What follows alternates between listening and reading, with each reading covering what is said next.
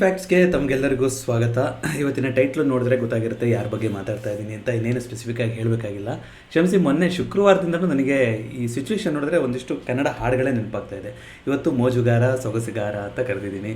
ಶುಕ್ರವಾರ ಫಿಲ್ಮ್ ಫ್ಯಾಕ್ಟ್ಸ್ನ ಶನಿವಾರ ಮಾತಾಡಿದ್ವಿ.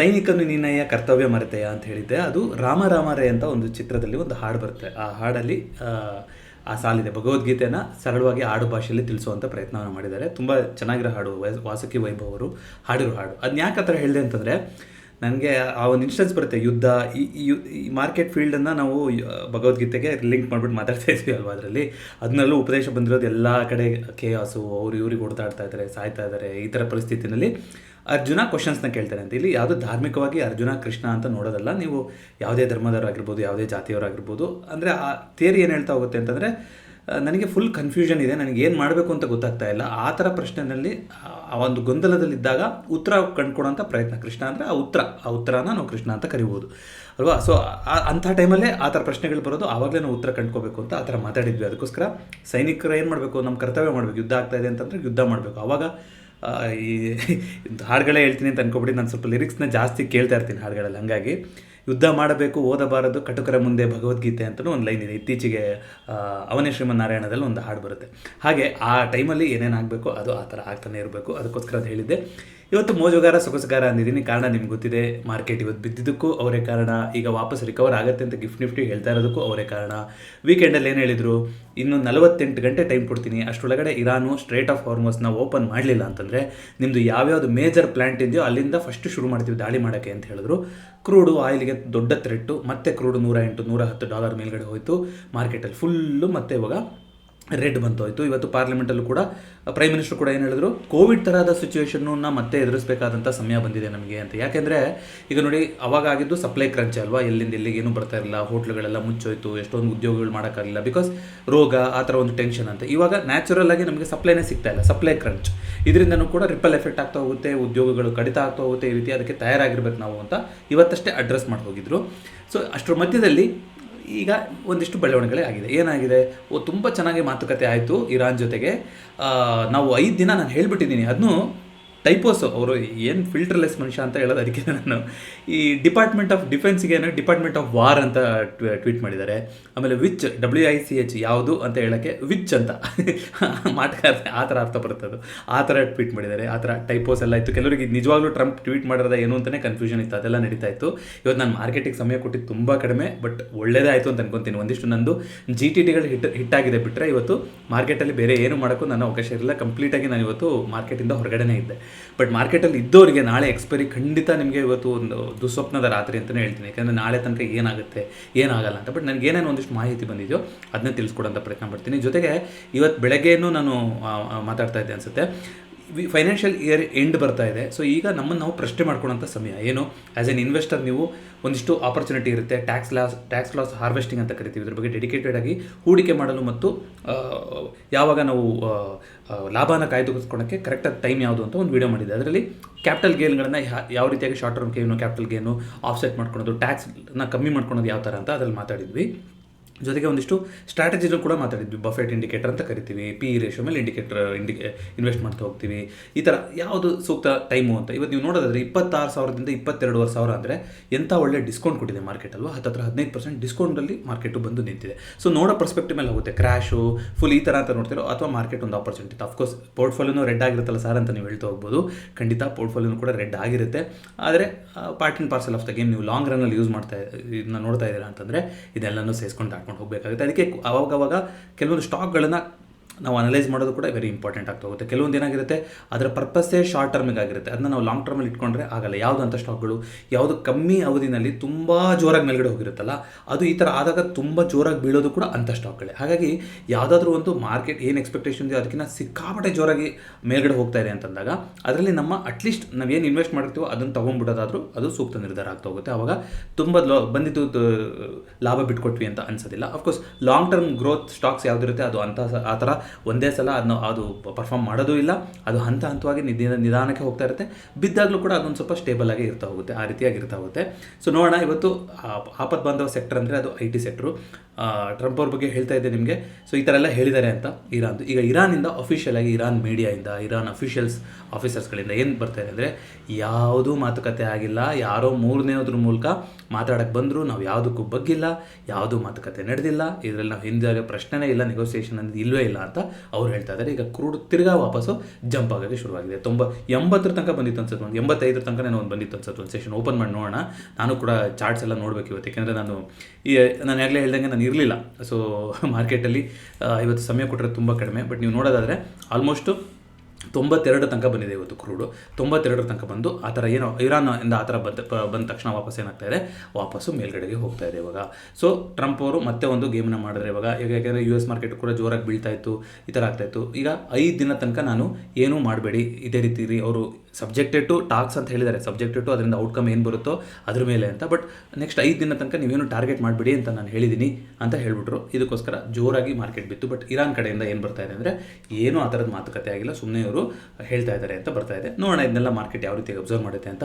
ಬಟ್ ನಾಳೆ ಆ ಕಡೆನೂ ಆಯಿತು, ಈ ಕಡೆನೂ ನ್ಯೂಸ್ ಬಂತು, ಎರಡೂ ಕ್ಯಾನ್ಸಲೇಷನ್ ಆಗಿದ್ದರಿಂದ ಮಾರ್ಕೆಟು ಯಾವ ಡೈರೆಕ್ಷನ್ಗೆ ಹೋಗಲ್ಲ. ಒಂದು ಸ್ವಲ್ಪ ವೊಲಟೈಲ್ ಇರುತ್ತೆ ಕರೆಕ್ಟು, ಆದರೆ ತುಂಬ ಒಂದು ಗ್ರೌಂಡ್ ಬ್ರೇಕಿಂಗ್ ಆಗಿ ಮೇಲ್ಗಡೆನೂ ಹೋಗಲ್ಲ, ಗ್ರೌಂಡ್ ಬ್ರೇಕಿಂಗ್ ಆಗಿ ಕೆಳಗಡೆನೂ ಹೋಗೋದಿಲ್ಲ, ಅದೇ ರೇಂಜಲ್ಲಿ ಉಳಿಬೋದು ಅಂತ ನಂಗೆ ಅನ್ನಿಸ್ತಾ ಇದೆ. ಬಟ್ ತಪ್ಪಾಗಿ ಎಲ್ಲರೂ ಯಾರು ಒಬ್ಬರೇ ವ್ಯಕ್ತಿಗೆ ಏನಾಗುತ್ತೆ ನೆಕ್ಸ್ಟ್ ಒಂದು ಗೊತ್ತಿರೋದು ಅಂದರೆ ಅವ್ರಿಗೇನೆ, ಅವರೇ ಮೋಜುಗಾರ, ಅವರೇ ಸೊಗಸುಗಾರ ಇವಾಗ, ಆಯಿತಾ. ಸೊ ಇವತ್ತು ಮಾರ್ಕೆಟಲ್ಲಿ ಅಂತ ನಾವು ನೋಡ್ತಾ ಬರೋದಾದರೆ ಓವರಾಲು HDFC ಬ್ಯಾಂಕಲ್ಲಿ ಮತ್ತೆ 4% ಕರೆಕ್ಷನ್ ಬಂದಿದೆ. ಅಲ್ಟ್ರಾಟೆಕ್ ಸಿಮೆಂಟಲ್ಲಿ 5% ಬಿದ್ದಿರೋ ಸ್ಟಾಕ್ಸ್ಗಳು ಎಷ್ಟಿದೆ ನೋಡಿ ಇವತ್ತು. Trent 5.7%, UltraTech cement 5%, JSW still 5%, tighten ತುಂಬ ಒಳ್ಳೆ ಚೆನ್ನಾಗಿ ಪರ್ಫಾರ್ಮೆನ್ಸ್ ಕೊಡ್ತಿದ್ದಂಥ ಸ್ಟಾಕು 6%, ಶ್ರೀರಾಮ್ ಫೈನಾನ್ಸಲ್ಲಿ 6.49%, ಒಂದಕ್ಕಿಂತ ಒಂದು ಜೋರಾಗಿ ಬಿದ್ದಿದೆ. ಇವತ್ತು ಶ್ರೀರಾಮ್ ಫೈನಾನ್ಸು 6.49% ಕರೆಕ್ಷನ್ ಬಂದಿರೋದ್ರ ಮೂಲಕ ಇವತ್ತಿನ ಟಾಪ್ ಲೂಸರ್ ಆಗಿದೆ. ಇನ್ಕ್ಲೂಡಿಂಗ್ ಡಿಫೆನ್ಸ್ ಸ್ಟಾಕ್ಸು PEL ಅದು ಕೂಡ ಇವತ್ತು ಜೋರಾಗಿ ಕರೆಕ್ಷನ್ ಬಂದಿದೆ. ಕಾಪಾಡಿರೋದು IT-ನೇ 1.87% ಅಪ್ಮೌಂಟ್ ಬಂದಿರೋ ಮೂಲಕ HCL ಟೆಕ್ ಇವತ್ತಿನ ಟಾಪ್ ಗೇನರ್ ಆಗಿದೆ. ಪವರ್ ಗ್ರಿಡ್ಡಲ್ಲಿ 1.5% ಅಪ್ಮೌಂಟ್ ಬಂದಿತ್ತು. ವೊಲಟಿಲಿಟಿ ಅಂತ ನಿಮಗೆ ಲಾಸ್ಟ್ ಶನಿವಾರ ಹೇಳಿದ್ದೆ ನೋಡಿ, ಯಾವ ತುಂಬ ವೊಲಟೈಲ್ ಆಗಿದೆ ಅಂತ ನೋಡೋದ್ರೆ ಇವತ್ತು ರಿಲಯನ್ಸು ತುಂಬ ವೊಲಟೈಲ್ ಆಗಿರುವಂಥ ಸ್ಟಾಕ್ ಅಂತ ಕಾಣಿಸ್ತಾ ಇದೆ, ಜಾಸ್ತಿ ವೊಲಟಿಲಿಟಿ ಇರೋದು. IT ಸ್ಟಾಕ್ಸ್ಗಳಲ್ಲೂ ಕೂಡ ತುಂಬ ವೊಲಟಿಲಿಟಿ ಬಂದಿದೆ. But HDFC bank, Bajaj finance ಇದರಲ್ಲೆಲ್ಲ ವೊಲಟಿಲಿಟಿ ಆಗಿಲ್ಲ ಅಂದರೆ ಏನಾಗಿರುತ್ತೆ, ಒನ್ ಸೈಡೆಡ್ ಸೆಲ್ಲಿಂಗ್ ಆಗಿರುವಂಥ ಸಾಧ್ಯತೆ ಇರುತ್ತೆ ಇದರಲ್ಲೆಲ್ಲ. ಅಂದರೆ ಕಂಪ್ಯಾರಿಟಿವ್ಲಿ ವೊಲಟಿಲಿಟಿ ಕಮ್ಮಿ ಇದೆ ಅಂತ ನಮ್ಗೆ ಹೇಳ್ತಾ ಇದ್ದೀನಿ. ICICI ಬ್ಯಾಂಕು ನೋಡಿ +2%, ಕಾಂಪಿಟೇಟರ್ಗೆ ನಷ್ಟ ಆಗ್ತಾ ಇದೆ, ಕಾಂಪಿಟೇಟರ್ಗೆ ಇವರಿಗೆ ಇದು ವೊಲಟಿಲಿಟಿಗೂ ಡೇಗೂ ಒಂದು ನಿಮಿಷ ನೋಡ್ಬಿಡ್ತೀನಿ. ಸೊ ವೊಲಟಿಲಿಟಿಗೂ ಡೇ ಪರ್ಸೆಂಟೇಜ್ಗೂ ವೊಲಟಿಲಿಟಿ ಎಷ್ಟು ಪರ್ಸೆಂಟೇಜಲ್ಲಿ ಅಂತ ಅದನ್ನು ಕೂಡ ಅಳಿತಾರೆ. ಇದು ಸ್ಟಾಕ್ ಪರ್ಫಾರ್ಮೆನ್ಸ್ ಕೊಟ್ಟಿರೋದಂಥದ್ದಲ್ಲ, ಇಲ್ಲೆಲ್ಲ ಎಲ್ಲ ಪ್ಲಸ್ ಅಂತ ಅಂದಾಗ ನನಗೆ ಆಶ್ಚರ್ಯ ಆಗೋಯಿತು. ಬಟ್ ಇದು ವೊಲಟಿಲಿಟಿನಲ್ಲಿ ಎಷ್ಟು ಹೆಚ್ಚು ಕಮ್ಮಿ ಆಗಿದೆ ಅಂತ. ಬಟ್ ನನಗೆ ಗೊತ್ತಿರೋಂಗೆ ಇದು ವೊಲಟಿಲಿಟಿ ಇಂಡೆಕ್ಸು ಲೈಟಿಂದ ಡಾರ್ಕ್ ಹೋದಷ್ಟು ಜಾಸ್ತಿ ಅಂತ ಅಂದ್ಕೊಂಡಿದ್ದೆ. ಬಟ್ ನಾನು ಚೆಕ್ ಮಾಡಿಬಿಟ್ಟು ಹೇಳ್ತೀನಿ, ಯಾಕೆಂದರೆ ಇಲ್ಲಿ ಯಾವ ಥರ ಇದೆ ಅಂತ ನಾನು ನೋಡಿಲ್ಲ, ಸುಮ್ಮನೆ ತಪ್ಪು ಮಾಹಿತಿ ಆಗಿಬಿಡುತ್ತೆ. ಸೊ ನಾನು ಚೆಕ್ ಮಾಡಿಬಿಟ್ಟು ಹೇಳ್ತೀನಿ, ಲೈಟ್ ಇದ್ದರೆ ಜಾಸ್ತಿ ವೊಲಟೈಲ ಅಥವಾ ಡಾರ್ಕ್ ಇದ್ದರೆ ಜಾಸ್ತಿ ವೊಲಟೈಲ ಅಂತ ಚೆಕ್ ಮಾಡಬೇಕು ಯಾವ ರೀತಿ ಇದೆ ಅಂತ. ಮೋಸ್ಟ್ಲಿ ಲೈಟ್ ಇದ್ದರೆ ಅಂತಲೇ ಅನ್ನಿಸ್ತಾರೆ, ಯಾಕೆಂತಂದರೆ ತುಂಬ ದೊಡ್ಡದಾಗಿ ಯಾವ ಥರ ಫಾಲ್ ಬಂದಿದೆ ಅದರಲ್ಲೆಲ್ಲ ಲೈಟ್ ಇದೆ, ಇದನ್ನ ಕರೆಕ್ಟ್ ಮಾಡೋಣ. ಬಟ್ ಇದು ಒಂದು ಇಂಡಿಕೇಟರ್ ಸಿಗುತ್ತೆ ನಿಮಗೆ ವೊಲಟಿಲಿಟಿ ಇಂಡೆಕ್ಸು ಅಂತ ತೋರ್ಸೋಕ್ಕೆ ಬಂದೆ ಅಷ್ಟೇ. ಸೊ ಡೈಲಿ ಕ್ಯಾಂಡಲಲ್ಲಿ ಇದಾಯಿತು ಯಾವುದು ಹೀಟ್ ಮ್ಯಾಪಿಂದು. ಅದೇ ರೀತಿಯಾಗಿ ನಿಫ್ಟಿ ನೆಕ್ಸ್ಟ್ 50 ಅಂತ ನೋಡೋದಾದ್ರೆ ಅದರಲ್ಲೂ ಕೂಡ ಕೆಂಪಿಗೆ ರಾಚ್ತಾ ಇರೋಂಥದ್ದು ಸುಮಾರಿದೆ.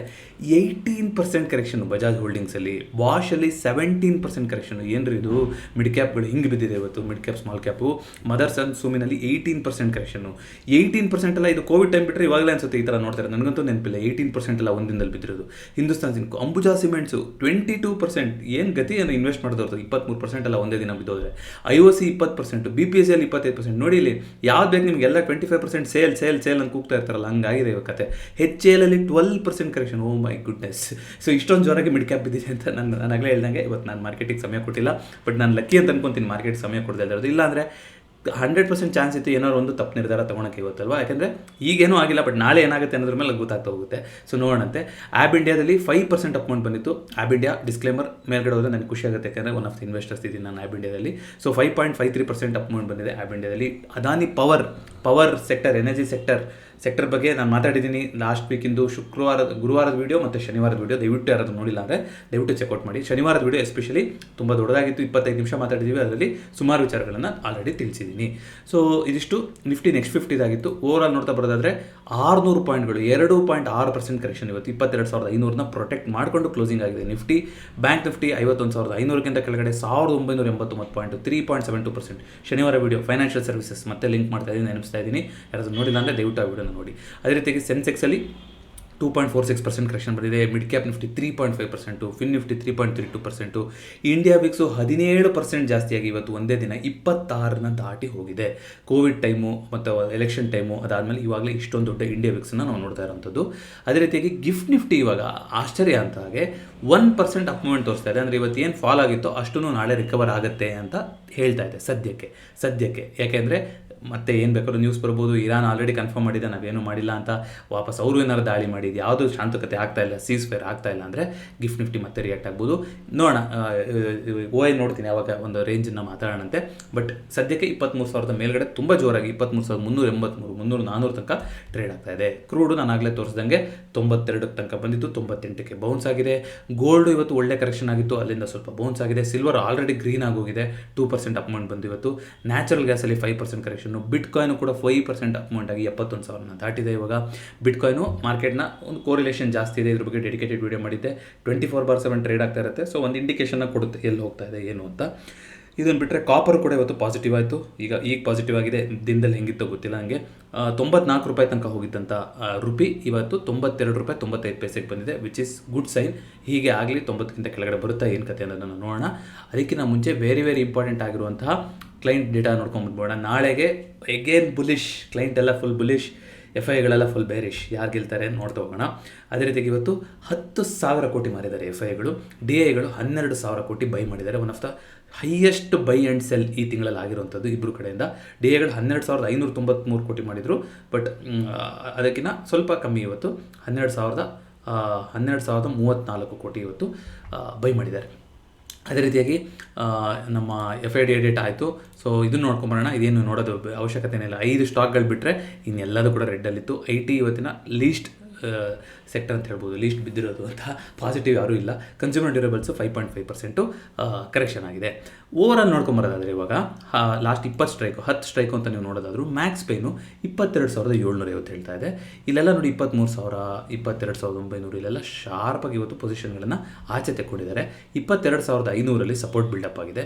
23,000 ದೊಡ್ಡ ರೆಸಿಸ್ಟೆನ್ಸ್ ಇದೆ. ಟಾಪ್ 20 ಸ್ಟ್ರೈಕ್ಸ್ ಅಂತ ನೋಡ್ತಾ ಬರೋದಾದರೆ 23,500 ಹೈಯೆಸ್ಟ್ ಇದೆ.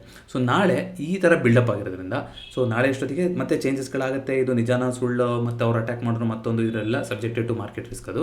ಸೊ ಸದ್ಯಕ್ಕೆ ನಾಳೆ ಇದೇ ಥರ ಸಿಚುವೇಶನ್ ಕ್ರೂಡ್ ಏನಾದರೂ ವಾಪಸ್ ಇವಾಗ 92ರಿಂದ 98 ತನಕ ಬಂದಿದೆ ಅಲ್ವಾ. ಸೊ ವಾಪಸ್ 100ನ್ನ ದಾಟ್ತು ನಾಳೆ ಕ್ರೂಡ್ ಅಂದರೆ, ಯಾಕೆಂದ್ರೆ ಕ್ರೂಡನ್ನೇ ನೋಡಬೇಕು ಇವಾಗ, ಅದೇ ಮೇಯ್ನು. ಸೊ 100ನ್ನ ದಾಟ್ತು ಅಂದರೆ ನಾಳೆ ಮಾರ್ಕೆಟು 22,500 ಮತ್ತು 23,000 ಇವೆರಡರ ಮಧ್ಯದಲ್ಲೇ ಮುಗಿಸೋಕ್ಕೆ ಪ್ರಯತ್ನ ಮಾಡ್ಬೋದು. ಯಾಕೆಂದರೆ ಈಗ ಜನರ ಮೈಂಡ್ ಸೆಟ್ ನೋಡಿ ಈ ಥರ ಬಂದಿದೆ ಅಂದಾಗ ನಾಳೆ ಒಂದಿಷ್ಟು ಪೊಸಿಷನ್ಗಳನ್ನು ಡಿಪೆಂಡ್ಸ್. ಇದು ಇದೇ ರೀತಿಯಾಗಿ ಪಾಸಿಟಿವ್ ಆಗಿ ಉಳಿತು, ಟ್ರಂಪ್ ಹೇಳಿದ್ದೆ ನಿಜ ಆಯಿತು, ಕ್ರೂಡು ಕೂಡ ಈ ಲೆವೆಲ್ಲು ಅಥವಾ ಇದಕ್ಕಿಂತ ಕೆಳಗಡೆ ಉಳ್ಕೊಳಕ್ಕೆ ಸಾಧ್ಯ ಆಯಿತು ಅಂತಂದರೆ ಖಂಡಿತ ಮಾರ್ಕೆಟಲ್ಲಿ ಒಂದು ನಾಳೆ ಗ್ಯಾಪ್ ಅಪ್ ಓಪನಿಂಗ್ ಆಗುವಂಥ ಸಾಧ್ಯತೆ ಇರುತ್ತೆ. ಮಾರ್ಕೆಟ್ ಮೂಮೆಂಟ್ನ ಕೊಡ್ಬೋದು. ಆದರೆ ಮೋಸ್ಟ್ ಪ್ರಾಬಬ್ಲಿ, ಯಾಕಂದರೆ ತುಂಬ ವಾಲಟೈಲ್ ಆಗಿರೋದ್ರಿಂದ ಇವತ್ತಿನ ಪೊಸಿಷನ್ಗಳಿಂದ ಚೇಂಜ್ ಮಾಡ್ಕೊಂಡಿರೋದ್ರಿಂದ FIಗಳು 22,500ರಿಂದ 23,000 ಒಳಗಡೆ ಸ್ಕ್ವೀಸ್ ಮಾಡೋಕ್ಕೆ ಪ್ರಯತ್ನ ಪಡ್ತಾರೆ ನಾಳೆ. ಬಟ್ ಈಗ ನಾನು ತಪ್ಪಾಗೋ ಎಲ್ಲ ಸಾಧ್ಯತೆ ಇದೆ. ಸೊ ಕೆಲವರು ನೆಗೆಟಿವ್ ಆಗಿ ಪೊಸಿಷನ್ ಕ್ಯಾರಿ ಮಾಡಿರ್ಬೋದು, ಕೆಲವರು 23,000ಕ್ಕಿಂತ ಮೇಲೆ ಹೋಗುತ್ತೆ ಅಂತ ಪೊಸಿಷನ್ನ ಕ್ಯಾರಿ ಮಾಡಿರ್ಬೋದು. ಕ್ಯಾರಿ ಮಾಡಿದ್ರೆ ಅಂದರೆ ನೀವು ಪ್ಯೂರ್ ಲಕ್ಕನ್ನು ಟ್ರೇಡ್ ಮಾಡಿದ್ದೀರ ಅಂತ. ಕೆಳಗಡೆ ಹೋಗಿದ್ದಾದರೂ ನಾನು ಅರ್ಥ ಮಾಡ್ಕೋಬಲ್ಲೆ, ಯಾಕೆಂದರೆ ತುಂಬ ವೀಕಾಗಿ ಬಂದು ಕ್ಲೋಸಿಂಗ್ ಆಗಿದೆ, ಇಲ್ಲಿಂದ ಕೆಳಗಡೆ ಹೋಗುತ್ತೆ ಅಂತ ತೊಗೊಂಡು ಕೂತಿರ್ಬೋದು ಕೆಲವರು. ಬಟ್ 23,000ಕ್ಕಿಂತ ಮೇಲ್ಗಡೆ ಹೋಗುತ್ತೆ ಅಂತ ನೀವು ಇವತ್ತಿನ ಮಾರ್ಕೆಟ್ ರಿಯಾಕ್ಷನ್ ನೋಡಿ ಮಾರ್ಕೆಟ್ ಅವರಲ್ಲಿ ತೊಗೊಂಡಿದ್ರಿ ಅಂದರೆ ನೀವು ನಿಮ್ಮ ಅನಾಲಿಸಿಸ್ನ ಇನ್ನೊಂದ್ಸಲ ನೋಡಬೇಕಾಗುತ್ತೆ. ಯಾಕೆ ಆ ಥರ ತೊಗೊಂಡ್ರಿ, ಯಾವ ಇಂಡಿಕೇಷನ್ನು, ನ್ಯೂಸ್ ಎಲ್ಲ ಆಮೇಲೆ ಮಾರ್ಕೆಟ್ ಅವರ್ ಆದಮೇಲೆ ಬಂದಿರುವಂಥದ್ದು. ತುಂಬ ಅದು ರೆಟ್ರೋಸ್ಪೆಕ್ಟ್ ಮಾಡ್ಕೋಬೇಕಾಗುತ್ತೆ. ಇದು very important. Financial year end ಮುಗಿತಾ ಬರ್ತಾ ಇದೆ. ಸೆಬಿ ಡೇಟಾ ವರ್ಷದಿಂದ ವರ್ಷಕ್ಕೆ ಬರ್ತಾ ಹೋಗುತ್ತೆ. 100ರಲ್ಲಿ 93 ಜನ ಲಾಸ್ ಮಾಡ್ಕೊತಾ ಇದ್ದಾರೆ F&Oನಲ್ಲಿ ಅಲ್ವಾ. ಸೊ ಇನ್ಫ್ಲೂಯೆನ್ಸರ್ ಆಗಿ ಕೋರ್ಸ್ ಸೆಲ್ ಮಾಡೋದು ಮತ್ತೊಂದು. ಅಫ್ಕೋರ್ಸ್ ನೀವು ಕೋರ್ಸ್ ಎಲ್ಲಿ ತೊಗೊತೀರೋ ಅವ್ರ ಹತ್ರ ಕೇಳಬೇಕು ನೀವು ಅಫಿಷಿಯಲ್ ಆಗಿ. ನಿಮ್ಮ ಟ್ಯುಟೋರಿಯಲಲ್ಲಿ ಕಲ್ತ್ಕೊಂಡು ಹೋಗಿರೋರಲ್ಲಿ ಎಷ್ಟು ಜನ ಇವಾಗ ಪ್ರಾಫಿಟಬಲ್ ಟ್ರೇಡರ್ ಆಗಿದ್ದಾರೆ, ನೀವು ಎಷ್ಟು ಪ್ರಾಫಿಟ್ ಮಾಡಿದ್ದೀರಾ, ಇದು ಅಕೌಂಟಬಿಲಿಟಿ. ಯಾಕಂದರೆ ದುಡ್ಡು ಕೊಟ್ಟು ಒಬ್ಬರ ಹತ್ರ ಸರ್ವಿಸ್ ತೊಗೊತಿದ್ದೀರಾ ಅಂದಾಗ ನಿಮಗೆ ಕೇಳುವಂಥ ಅಧಿಕಾರ ಇರುತ್ತೆ. ಹೇಗೆ ನಾನು ಕೇಳಿ ಅಂತ ಹೇಳ್ತಾ ಇಲ್ಲ, ಯಾರಾದರೂ ನಿಮ್ಗೆ ಇಷ್ಟ ಆದರೆ ನೀವು ಹೋಗ್ತಿರ, ಇಲ್ಲ ಅಂದರೆ ಇಲ್ಲ. ಅವರು ಬಿಸ್ನೆಸ್ ಮಾಡ್ತಾ ಇದ್ದಾರೆ, ನೀವು ಅದ್ರಲ್ಲಿ ಪಾರ್ಟಿಸಿಪೇಟ್ ಮಾಡ್ತಾರೆ. ಯಾರು ಬಲವಂತ ಮಾಡಿ ಏನೂ ತಿನ್ಸೋಕ್ಕಾಗಲ್ಲ ಅಲ್ವಾ. ನಾವು ತೊಗೊಂಡು ತಿಂದ್ರೇ ನಾವು ತಿನ್ನೋಕ್ಕಾಗೋದು. ಸೊ ಅದು ಸಬ್ಜೆಕ್ಟ್ ಟು ಇದು. ಬಟ್ ನಾನು ಹೇಳಿದಂಥದ್ದು, ಸೊ ಮಾರ್ಚ್ 31 ಒಳಗಡೆ ಈ ಆ್ಯಕ್ಟಿವಿಟಿನ ಮಾಡುವಂಥದ್ದು ವೆರಿ ಇಂಪಾರ್ಟೆಂಟ್. ನಾವು ಎಷ್ಟು ಟ್ರೇಡ್ ಮಾಡಿದ್ವಿ, ನಮ್ಮ ಟ್ರೇಡಲ್ಲಿ ಯಾವುದು ಸರಿಯಾದ ಟ್ರೇಡ್ ಆಗಿತ್ತು. ಯಾರು ಕೂಡ 100% ಪ್ರಾಫಿಟಬಲ್ ಟ್ರೇಡ್ ಮಾಡೋಕ್ಕಾಗಲ್ಲ. ಲಾಸನ್ನು ತೊಗೊಳ್ತೀವಿ. ಆದರೆ ಲಾಸನ್ನು ಎಷ್ಟು ಬೇಗ ಒಪ್ಕೊತೀವಿ ವರ್ಸಸ್ ಮಾರ್ಕೆಟ್ ಜೊತೆ ಎಷ್ಟು ನಾವು ಕಾದಾಡೋಕ್ಕೆ ಪ್ರಯತ್ನ ಪಡ್ತೀವಿ ಅನ್ನೋದ್ರ ಮೇಲೆ ಡಿಸೈಡ್ ಆಗ್ತಾ ಹೋಗುತ್ತೆ. ಹಾಗಾಗಿ ಆದಷ್ಟು ಒಂದು ಸೈಜಬಲ್ ಪೊಸಿಷನ್ಗಳನ್ನು, ಅಂದರೆ ಒಂದು ರಿಸ್ಕು ನಮಗೆ ಸಾಧ್ಯ ಆಗೋಷ್ಟು ಪೊಸಿಷನ್ಗಳನ್ನ ಇಟ್ಕೊಳ್ಳಿ ಅಂತ ಕೇಳ್ಕೊತೀನಿ. ಎಸ್ಪೆಷಲಿ ಇಂಥ ಟೈಮಲ್ಲಿ ಇಂಡಿಯಾ ವಿಕ್ಸು 20-25 ಮೇಲ್ಗಡೆ ಟ್ರೇಡ್ ಆಗ್ತಿದ್ದಾಗ ತುಂಬ ದೊಡ್ಡ ಕ್ವಾಂಟಿಟಿಯಲ್ಲಿ ಟ್ರೇಡ್ ಮಾಡಿ ಅದರಲ್ಲಿ ಯಾರು ಕೂಡ ಅದು ಪ್ರಾಫಿಟ್ ಮಾಡೋಕ್ಕಾಗಲ್ಲ. ನೀವು 100% ಅನಾಲಿಸಿಸ್ ಸರಿಯಾಗಿದೆ, ನಾನು ಇಲ್ಲಿಗೆ ಹೋಗೋದೆ ಅಂತ ನೀವು ಅಂದ್ಕೊಂಡ್ರೆ ಅಷ್ಟೊತ್ತಿಗೆ ಇನ್ನೊಂದು ಈ ವಿಕ್ಸ್ ಮೇಲೆ ಹೋಗಿರೋದೇ ನಾವು ತಪ್ಪು ಅಂತ ಹೇಳೋಕ್ಕೆ ಅರ್ಥ ಮಾಡ್ಕೊಂಬಿಡಿ. ವೊಲಟಿಲಿಟಿ ಇರೋದೇ ಅದಕ್ಕೆ. ವೊಲಟಿಲಿಟಿ ಅಂದರೆ ವೊಲಟಿಲಿಟಿ ಇದೆ, ಹೇಗೆ ಬೇಕಾದ್ರೂ ಆಗ್ಬೋದು ಅಂತ ಅಲ್ವಾ. ಹಾಗಿದ್ದಾಗ ನೆಗೆಟಿವ್ ಆಗೇ ಹೋಗುತ್ತೆ ವೊಲಟೈಲ್ ಮೇಲ್ಗಡೆ ಹೋದರೆ ಅನ್ನೋದು ಬರಲ್ಲ, ಆ ಥರ ಬರಲ್ಲ. ಸೊ ಕಾರಣ ಫಿಯರ್ ಇಂಡೆಕ್ಸು ಆ ಥರ ಅಂತ ಹೇಳ್ತಾರೆ, ಆದರೂ ಕೂಡ ಅದು ಹಾಗೆ ವರ್ಕ್ ಆಗುತ್ತೆ ಅಂತಿಲ್ಲ, ತುಂಬ ವೊಲಟೈಲ್ ಆಗಿರುತ್ತೆ. ಹಾಗಾಗಿ ಎಕ್ಸ್ಪೈರಿಗಳಿರುತ್ತೆ. ನೀವು ಅಂದ್ಕೊಂಡಿರೋದು ಅನಾಲಿಸಿಸ್ ಸರಿ ಹೋಗಿರ್ಬೋದು, ಬಟ್ ಅಷ್ಟೊತ್ತಿಗೆ ಸ್ಟ್ರೈಕ್ ಮುಗಿದೋಗಿರ್ಬೋದು ಅಲ್ವಾ. ಈಗ ಮಾರ್ಕೆಟ್ ಇಂಡೀಡ್ ಯಾರಾದರೂ ಕೆಳಗಡೆ ಹೋಗುತ್ತೆ ಅಂತ ಅಂದ್ಕೊಂಡಿದ್ದೀನಿ ಅನ್ಕೊಳ್ಳೋಣ, ಕೆಳಗಡೆ ಹೋಗ್ಬೋದು, ಬಟ್ ನಾಳೆ ಹೋಗ್ದಲ್ಲೇ ಇರ್ಬೋದು. ಬಟ್ ನಾಳೆನೇ ನಿಮಗೆ ಇಂಪಾರ್ಟೆಂಟ್ ಅಲ್ವಾ, ಯಾಕಂದರೆ ನಾಳೆ ಸ್ಟ್ರೈಕಿಂಗ್ ತೊಗೊಂಡಿರ್ತಾರೆ. ಹಾಗಾಗಿ ಯಾರಾದರೂ ತುಂಬ ಜನ ನಾನು ನೋಡಿದ್ದೀನಿ, ನಾನು ಕಮೆಂಟ್ಸಲ್ಲೂ ಕೇಳ್ತಾ ಇರ್ತೀನಿ, ಎಲ್ಲರೂ ಆಪ್ಷನ್ ಸೆಲ್ಲಿಂಗ್ ಮಾಡಿರಲ್ಲ ನಾನು ವೀಡಿಯೋ ನೋಡೋರಲ್ಲೂ ಕೂಡ ಒಂದು 50% ಮಾತ್ರ ಆಪ್ಷನ್ ಸೆಲ್ಲರ್ಸ್ ಇರ್ತೀರಾ. ಆಪ್ಷನ್ ಬೈಯಿಂಗ್ ನಾನು ತಪ್ಪು ಅಂತ ಹೇಳ್ತಾ ಇಲ್ಲ, ಆದರೆ ಆಪ್ಷನ್ ಬೈಯಿಂಗ್ ಮಾಡಬೇಕಾದ್ರೆ ಕ್ವಾಂಟಿಟಿ ವೆರಿ ಇಂಪಾರ್ಟೆಂಟ್ ಆಗ್ತಾ ಹೋಗುತ್ತೆ. ಜೊತೆಗೆ ನಾನು ಪದೇ ಹೇಳ್ತಾ ಇರ್ತೀನಿ, ಇಮಿಡಿಯೇಟ್ ಎಕ್ಸ್ಪೈರಿ ಇರುವಂಥದ್ರಲ್ಲಿ ಆಪ್ಷನ್ ಬೈಯಿಂಗ್ ಮಾಡೋಕ್ಕೆ ಹೋಗ್ಬಿಡಿ. ಆ ಥರ ಮಾಡ್ತೀರಾ ಅಂದರೆ ಇಂಟ್ರಾಡೇನಲ್ಲೇ ಮುಗಿಸ್ಕೊಳ್ಳಿ. ಇನ್ ಕೇಸ್ ನೀವು ಕ್ಯಾರಿ ಮಾಡಬೇಕಾ, ನೀವು ಅನ್ಕೊಂಡಂಗೆ ಹೋಗಿಲ್ಲ ಮಾರ್ಕೆಟು, ಆದರೂ ನಿಮಗೆ ಕಾನ್ಫಿಡೆನ್ಸ್ ಇದೆ ಹಿಂಗೆ ಹೋಗೇ ಹೋಗುತ್ತೆ ಅಂತ ನಿಮ್ಗೆ ಅನಿಸುತ್ತೆ ಅಂದರೆ ದಯವಿಟ್ಟು ಅದೇ ವಾರದ ಎಕ್ಸ್ಪೈರಿನಲ್ಲಿ ಇಟ್ಕೊಬಿಡಿ, ಮುಂದಿನ ವಾರದ ಎಕ್ಸ್ಪೈರಿ ಇಟ್ಕೊಳ್ಳಿ. ಯಾಕೆ ಅಂದರೆ ನಿಮ್ಗೆ ಅಟ್ಲೀಸ್ಟ್ ಈ ಥರ ಟೈಮಲ್ಲಿ ಒಂದು ಚಾನ್ಸ್ ಕೊಡ್ಬೋದು ಮಾರ್ಕೆಟ್. ಸೊ ನಿಮ್ಗೆ ಯಾರಿಗಾದ್ರೂ ಇದು ತುಂಬ ಕಷ್ಟ, ಒಂದು ಸಲ ಅದು ಮೈಂಡ್ ಆ ಥರ ಸೆಟ್ ಆಗಿಬಿಟ್ಟಿದೆ ಅಂತಂದರೆ ಏನಿಸ್ತಾ ಇರುತ್ತೆ ಅಂದರೆ ಇಷ್ಟೊಂದು ಸಮಯ ಕೊಟ್ಟು ಹಗಲು ರಾತ್ರಿ ಚಾರ್ಟ್ಸ್ ನೋಡಿರ್ತೀರ, ಬೇರೆ ನ್ಯೂಸ್ಗಳನ್ನು ಟ್ರ್ಯಾಕ್ ಮಾಡ್ತಾ ಇರ್ತೀರ. ಮೈಂಡ್ ಯಾವ ಥರ ಟ್ರೈನ್ ಆಗಿರುತ್ತೆ ಅಂದರೆ ನಾನು ಸರಿಯಾಗೇ ಇದ್ದೀನಿ, ಇನ್ನೊಂದು ಸ್ಟ್ರಾಟಜಿ ನನಗೆ ಸರಿಯಾಗಿ ಸಿಕ್ಬಿಡ್ತು ಅಂದರೆ ನಾಳೆಯಿಂದ ಫುಲ್ ಚೇಂಜ್ ಅಂತ. ಬಟ್ ನಾನು ನಿಜವಾಗ್ಲೂ ಹೇಳ್ತಾ ಇದ್ದೀನಿ ವಿತ್ ಎಕ್ಸ್ಪೀರಿಯನ್ಸ್. ನೀವು ಎಕ್ಸ್ಪೀರಿಯನ್ಸ್ ಆದರೂ ಕೂಡ ಕಮೆಂಟ್ ಮಾಡ್ಬೋದು. ಮ್ಯಾಜಿಕ್ ಫಾರ್ಮುಲಾ ಹಿಂಗೆ ಆಗಿಬಿಟ್ರೆ ಇವತ್ತು ನಾಳೆಯಿಂದ ನಾನು ಹಿಂಗೆ ಆಗಿಬಿಟ್ಟೆ ಅನ್ನೋದು ಇಲ್ಲವೇ ಇಲ್ಲ ಸ್ಟಾಕ್ ಮಾರ್ಕೆಟಲ್ಲಿ. ನಾನು ಇವತ್ತಿನ ತನಕ ಲಾಸ್ ಮಾಡ್ಕೊತಾ ಇದ್ದೆ, ನಾಳೆಯಿಂದ ನಾನು ಫುಲ್ ಪ್ರಾಫಿಟಬಲ್ ಆಗಿಬಿಡ್ತೀನಿ ಅಂತ ಏನಾರು ಇದೆಯಾ? ಹೋಲಿ ಗ್ರೇಲ್ ಅಂತಿದೆಯಾ? ಇಲ್ಲ. ಮ್ಯಾಜಿಕ್ ಮಾಯಮಂತ್ರ ಏನಾರು ಇದೆಯಾ? ಇಲ್ಲ. ಪ್ರತಿ ಸಲ ಟ್ರೇಡ್ ತೊಗೊಂಡವಾಗಲೂ ನಾವು ಅಷ್ಟೇ ಜವಾಬ್ದಾರಿಯಿಂದ ಆಗಿರಬೇಕು. ನಾನು ಅಷ್ಟೇ ಹೊಸಬ ಅಂತ ಬಂದಿದ್ದೀನಿ ಅಂತ ಮಾರ್ಕೆಟ್ನ ಗೌರವದಿಂದನೇ ನೋಡ್ಬೇಕು. ಹಾಗಿದ್ದರೆ ಮಾತ್ರ ಚೆನ್ನಾಗಿ ಇಟ್ಕೊಳುತ್ತೆ ಮಾರ್ಕೆಟು, ಇಲ್ಲ ಅಂದರೆ ಆಚೆ ಹಾಕ್ತಾ ಇರುತ್ತೆ. ಬಟ್ ಆಚೆ ಹಾಕಿದಾಗ ನಾವು ವಾಪಸ್ ಬರಬೇಕು ಅಂದರೆ ನಮಗೆ ವಾಪಸ್ ಬರೋಷ್ಟಾದರೂ ಕ್ಯಾಪಿಟಲ್ ಇರಬೇಕಲ್ವ. ಆಯಿತು, ನಾನು ಯುದ್ಧ ಮಾಡೋಕ್ಕೆ ರೆಡಿ ಆಗಿಬಿಟ್ಟಿದ್ದೀನಿ ಬೆಂಕಿ ಅಂತ ಗೊತ್ತಿದ್ರು ಮಾರ್ಕೆಟ್ ಜೊತೆ ಅಂದರೆ ನಾವು ಕೈ ಸುಟ್ಕೊಳೋದು ಕೂಡ ಇಂಪಾರ್ಟೆಂಟು, ಎಷ್ಟು ಸುಟ್ಕೊತಾ ಇದ್ದೀವಿ ಅಂತ ಅಲ್ವಾ.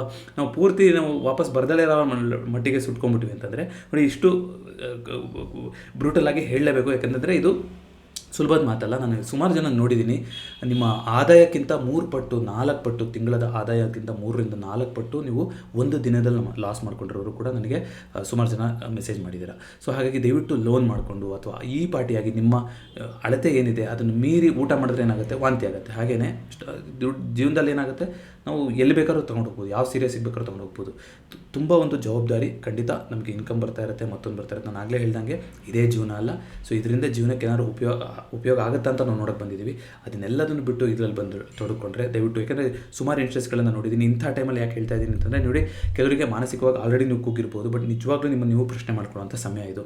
ಇಂಥ ಟೈಮಲ್ಲೇ ರಿಯಲೈಸ್ ಆಗೋದು ಯಾರಿಗಾದರೂ ತುಂಬ ದೊಡ್ಡ ಲಾಸ್ ಆಗಿದೆ ಅಥವಾ ಮತ್ತೊಂದು ಆ ಪರಿಸ್ಥಿತಿಯಲ್ಲಿ ಇದ್ದೀರಾ ಅಂತಂದರೆ ದಯವಿಟ್ಟು ರಿವೆಂಜ್ ಟ್ರೇಡ್ ಮಾಡೋದಾಗಲಿ, ಇನ್ನೊಂದು ಲೋನ್ ತೊಗೊಂಡು ಮಾಡೋದಾಗಲಿ, ಅಥವಾ ಇಲ್ಲಿ ಈಗ ಒಂದು 10 ಲಾಟಲ್ಲಿ ಮಾಡಿದ್ದೆ, ನನಗೆ 20 ಲಾಟಲ್ಲಿ ಮಾಡಿದ್ರೆ ಅದಷ್ಟೂ ರಿಕವರ್ ಮಾಡಿಬಿಡ್ತೀನಿ ಅನ್ನೋದಾಗಲಿ, ದಯವಿಟ್ಟು ಈ ಥರ ಕೆಲಸಗಳಲ್ಲಿ ತಿಳ್ಕೊಬೇಡಿ. ತುಂಬ ಪೇಷನ್ಸ್ ಗೇಮ್ ಇದು. ನೀವು ತುಂಬ ಸಮಯನ ಕೊಡಬೇಕು. ಇಲ್ಲೆಲ್ಲರೂ ಕೂಡ ಬಂದು ಈಜಲೇಬೇಕು, ಈಜಿದ ಮೇಲೇ ಕಲಿಯೋಕ್ಕಾಗೋದು. ಆದರೆ ಆ ಈಜೋ ಟೈಮಲ್ಲಿ ನಾವು ಎಷ್ಟು ಹುಷಾರಾಗಿರ್ತೀವಿ, ಎಷ್ಟು ಆಳದಲ್ಲಿ ಈಜ್ತೀವಿ ಅನ್ನೋದು ಇಂಪಾರ್ಟೆಂಟು.